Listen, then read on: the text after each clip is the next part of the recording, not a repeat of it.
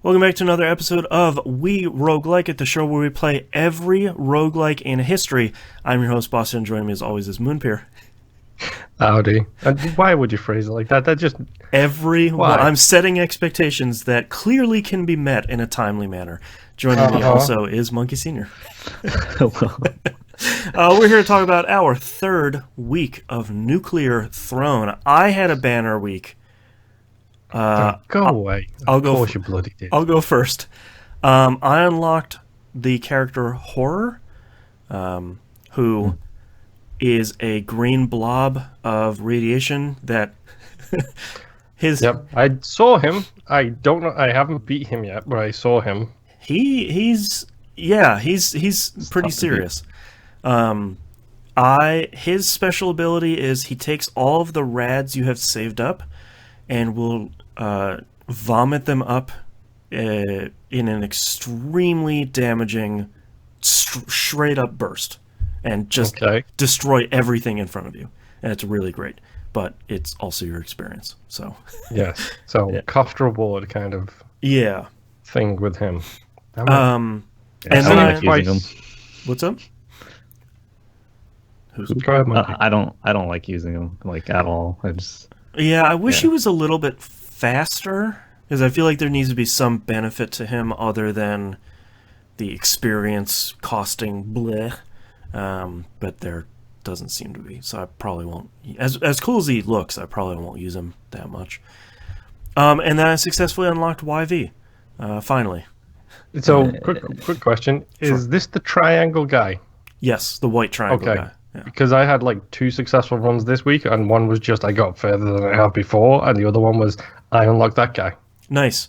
Yeah, it's one of those ones where like you just had to get that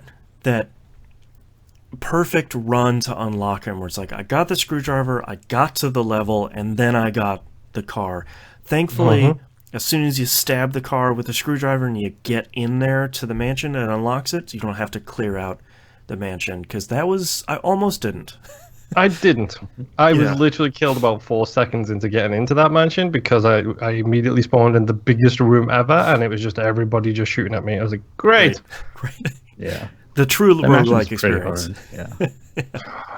Yeah. And then I had no other runs that went anywhere after that for the entire week. I literally wrote again, I suck at this game. Yeah. And I don't know if it's because I'm using a controller, I don't know if it's because I'm using my Steam Link to play it, I don't know if it's because I'm not using a mouse, which I did actually try a couple of runs with a mouse on my actual computer. I was like, aiming is so much easier when you just use a mouse. Yeah, I love how the mouse aiming feels. But I hate using a mouse and keyboard to play games. Right. So it's one of those things where it's like, am I hamstrung by my lack of malleability when it comes to playing this kind of thing? Don't get me wrong, I can play it fine and I'm pretty good at it. I just don't like that control method. Sure. Yeah. Well, you need like a hybrid. You need a stick for movement, and then you need a mouse for your aim. No, I don't need a HOTAS setup for my roguelike. Thank you very much.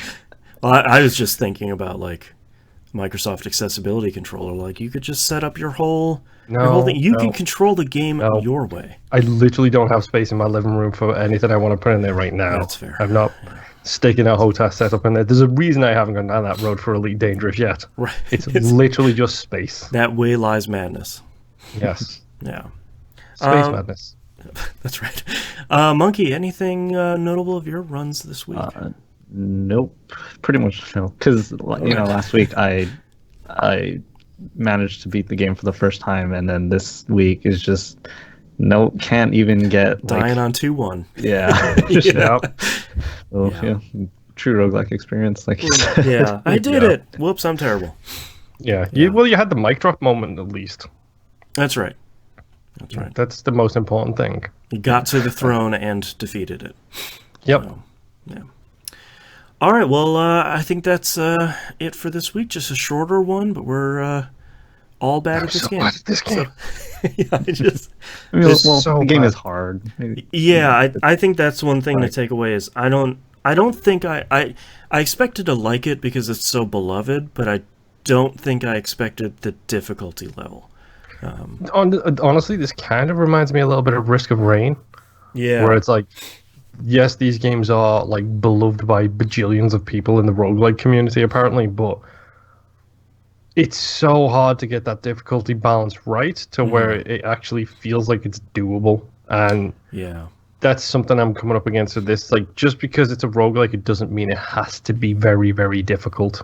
Yeah, and I feel like that's been a great thing. Now, as you mention it, that's been a great thing for a lot of games recently, where it's like, yeah, it's a roguelike, but we have all these other elements, and maybe that was, that's the legacy, pardon the pun, of Rogue Legacy. It's sort of like, you don't have to make this stuff super hard. It can be Yeah. easy. It's like, but then you get games like 20XX where it's like really solid, fantastic, not too hard, not too easy, and then you get to the last two levels, it's like platform and nightmare. Double middle fingers.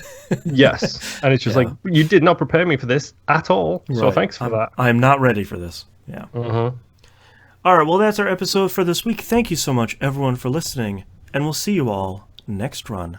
Bye. Bye. Ciao.